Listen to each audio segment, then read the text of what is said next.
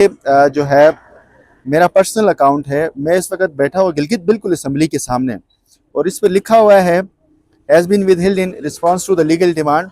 और अस्सलाम वालेकुम, मेरा नाम रोशान त्यामरी है और इस वक्त मैं मौजूद हूँ गिलगित बल्तिस्तान असम्बली के बिल्कुल सामने, यानी मेरी आप देख सकते हो बैक साइड पे आपको गिलगित बल्तिस्तान असम्बली नज़र आ रही है। आज एक इम्पॉर्टेंट मैटर पे बात करनी है। गुज़िश्ता साल जो पाकिस्तान और हिंदुस्तान की एक लड़ाई हुई थी, बयानुल मरसूस की जो लड़ाई थी जंग के बाद, हिंदुस्तान ने बड़े पैमाने पर जो सोशल मीडिया के ट्विटर खासकर अकाउंट्स थे, एक्स के अकाउंट हिंदुस्तान में बंद कर दिए, ब्लॉक कर दिए थे।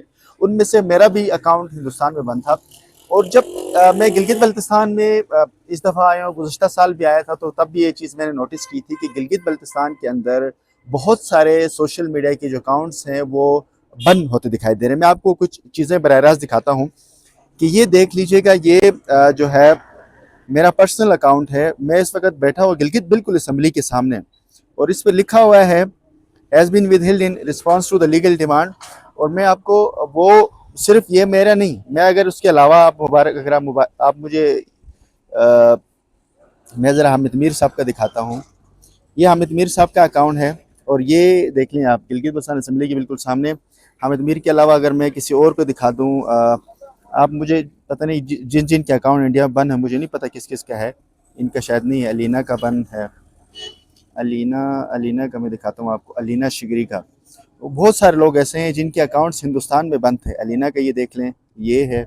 और मेरे ख्याल में और किसका था, वो जो जिन जिन लोगों के अकाउंट्स हिंदुस्तान ने उस वक़्त बंद किए थे, वो तमाम अकाउंट्स इस वक्त, मैं आपको लिस्ट तो नहीं बता सकता, यानी जिन जिन को मेल्स आई थी उस वक्त हिंदुस्तान के एरिया के अंदर बाकायदा ट्विटर की जानिब से ऑफिशियल्स के, हम आपके अकाउंट्स को लॉक कर रहे हैं on behalf of Indian commerce. तो अभी गिलगित में मुझे ये चीज़ समझ नहीं आ रही है कि गिलगित के एरिया के अंदर ये अकाउंट्स क्यों ब्लॉक हो गए और इसकी क्या वजह है। दूसरी जो इंटरेस्टिंग बात है, अगर मैं मेरे पास में लोकेशंस अगर ओपन करके मेरी लोकेशंस नहीं आ रही, मैं जब यहाँ पे कोई भी ट्वीट वगैरह करता हूँ तो वो मैं ताजिकिस्तान से करना पड़ता है, या वीपीएन लगाकर, या एक अजीब टेक्निकल सिचुएशन है। मैंने उससे एक दफ़ा पहले भी कई दफ़ा मैंने आईटी की जो गवर्नमेंट पाकिस्तान की जो आईटी मिनिस्ट्री है, उनको भी हमने इतला दी थी, खबर भी चलाने की कोशिश की थी, लेकिन इस पर किसी ने कोई तवज्जो नहीं दी।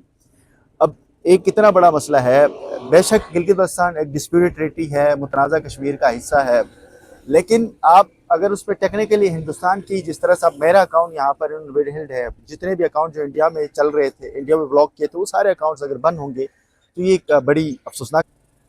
अच्छा, दूसरी बात ये है कि अब जो भी यूज़र्स हैं, जो कुछ लोगों की लाइक, अब मेरा अकाउंट चूँकि ब्लॉक है तो इसलिए वो यहाँ पर चलता नहीं है, या मुझे वीपीएन लगाना पड़ता है या किसी और तरीके से यूज़ करने पड़ते हैं। मैं बहुत कम ही यूज़ करता हूँ, इसी वजह से गुज़िश्ता तकरीबन 20 दिनों से गिलगित में हूँ।